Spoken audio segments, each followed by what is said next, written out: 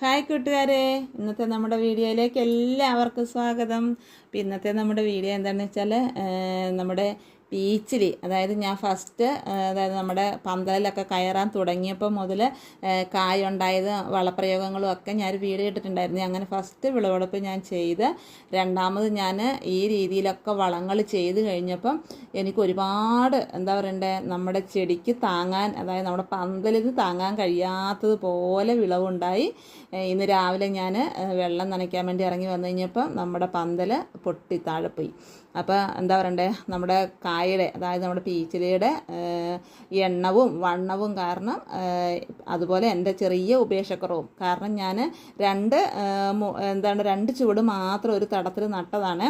അപ്പം ഞാൻ വിചാരിച്ചു, ഇത് രണ്ട് തടത്തിൽ ഇത്രയല്ലേ കായ ഉണ്ടാവുള്ളൂ, അപ്പോൾ ഇനി ഇതിനായിട്ടൊരു പന്തലിട്ടിട്ട് മെനക്കെടണ്ടല്ലോ എന്നൊക്കെ വിചാരിച്ച് ഞാൻ ചെറിയൊരു കമ്പൊക്കെ കുത്തി കവറുള്ള ഞെരിയൊക്കെ കുത്തി കൊടുത്ത് അങ്ങനെ റെഡിയാക്കിയതായിരുന്നു.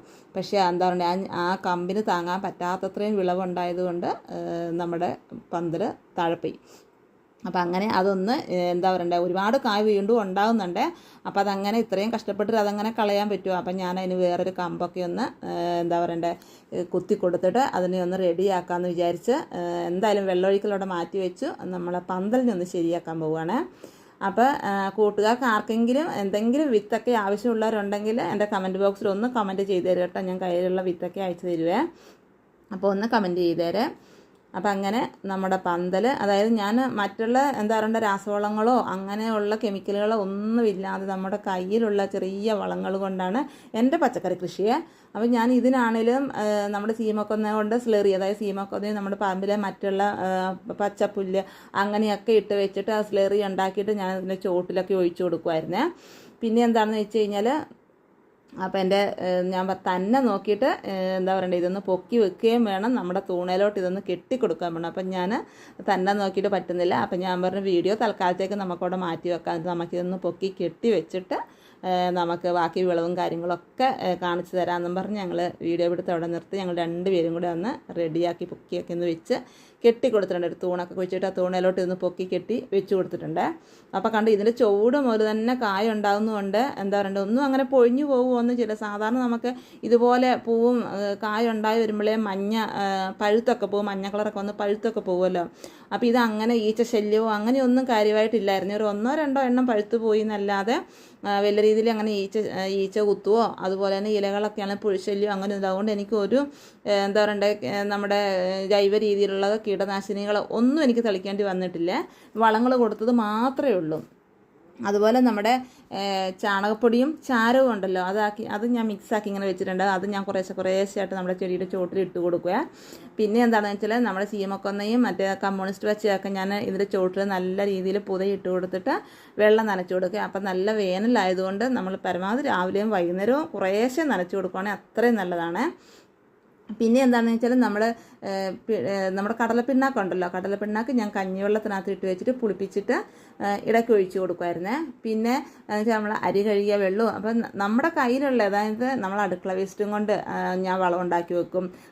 ഉണക്കക്കരിയില കൊണ്ട് വളം ഉണ്ടാക്കി വെക്കും. അതുപോലെ പച്ചില കൊണ്ട് വളം ഉണ്ടാക്കി വെക്കും.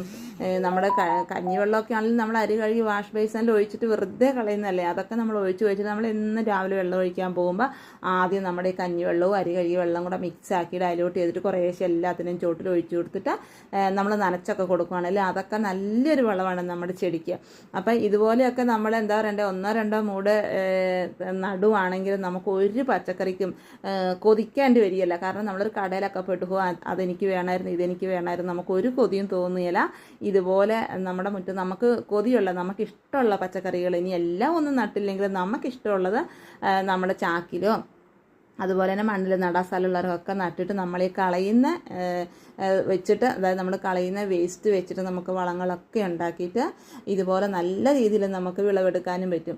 അപ്പോൾ കണ്ടോ, ഇനി ഇത്രയും ഞാനിപ്പോൾ പറിച്ചെടുത്തിട്ടുണ്ട്. ഇനിയിപ്പോൾ ഇതിൻ്റെ വെയിറ്റും ഇനി കായൊക്കെ ഉണ്ടായി വലിപ്പം വെച്ച് വരുന്നതും ഉണ്ട്. അപ്പോൾ ഇതിൻ്റെയൊക്കെ വെയിറ്റ് കൊണ്ട് വീണ്ടും ചിലപ്പോൾ നമ്മുടെ പൊക്കി വെച്ച പന്തൽ വീണ്ടും താഴെപ്പോവും. അപ്പം ഞാൻ വിചാരിച്ചെന്നാൽ അതൊക്കെ ഇങ്ങനെ പറിച്ചെടുത്തേക്കാന്ന് വിചാരിച്ചു. കണ്ട് ഇതിൻ്റെ വലിപ്പം കണ്ടോ, നല്ല നീളമുള്ള ടൈപ്പാണ്, നല്ല വണ്ണമുള്ള നീളമുള്ള ടൈപ്പ് പീച്ചിലിയാണ്. അപ്പോൾ ഇത്രയും ഞാനിങ്ങനെ പറിച്ചെടുത്തിട്ടുണ്ട്. ബാക്കിയൊക്കെ ഇനി അവിടെ കിടന്നിട്ട് വലിപ്പം വെച്ച് വരുമ്പോഴത്തേക്കും നമുക്ക് വീണ്ടും വിളവെടുക്കാൻ പറ്റും. അപ്പോൾ നമ്മൾ വിളവെടുക്കുന്നതിനനുസരിച്ച് വീണ്ടും നമ്മൾ ഇതേപോലെ നമ്മൾ വളങ്ങളും ചേർത്ത് കൊടുക്കണം. വളങ്ങൾ ഇട്ട് കൊടുത്തെങ്കിൽ മാത്രമേ വീണ്ടും നല്ല രീതിയിൽ കായ് പിടുത്തം ഉണ്ടാവുള്ളൂ. അപ്പം നമ്മൾ ഇത്രയും കായ് പറിച്ചില്ലേ, ഇനി കായ് ഉണ്ടായിക്കോളും എന്ന് വിചാരിച്ചിട്ട് നമ്മൾ വെള്ളം മാത്രം ഒഴിച്ചു കൊടുത്താലൊന്നും നമുക്ക് നല്ല രീതിയിൽ കായ് കിട്ടില്ല. വീണ്ടും നമ്മൾ നല്ല രീതിയിൽ തന്നെ നല്ല പൊട്ടാഷ് അടങ്ങിയ വളങ്ങളും നൈട്രജൻ അടങ്ങിയ വളങ്ങളും കാൽസ്യം ഉള്ള വളങ്ങളും ഒക്കെ നമ്മൾ ഇടയ്ക്കിടയ്ക്ക് ഇട്ട് കൊടുക്കണം. എങ്കിൽ മാത്രമേ നമുക്ക് ഇതേപോലെ വിളവെടുക്കാനും പറ്റുള്ളൂ. അപ്പോൾ എന്താണെന്ന് വെച്ചാൽ ഇന്നത്തെ എൻ്റെ വീഡിയോ നിങ്ങൾക്ക് എല്ലാവർക്കും ഇഷ്ടപ്പെട്ടെങ്കിൽ ഒന്ന് ലൈക്ക് ചെയ്തും കമൻറ്റ് ചെയ്തും അതുപോലെ ആദ്യമായി കാണുന്നവരാണെങ്കിൽ ഒന്ന് സബ്സ്ക്രൈബ് ചെയ്തും ഒക്കെ എന്നെ ഒന്ന് സപ്പോർട്ട് ചെയ്തേക്കണേ. അപ്പോൾ ഓക്കെ, താങ്ക് യു.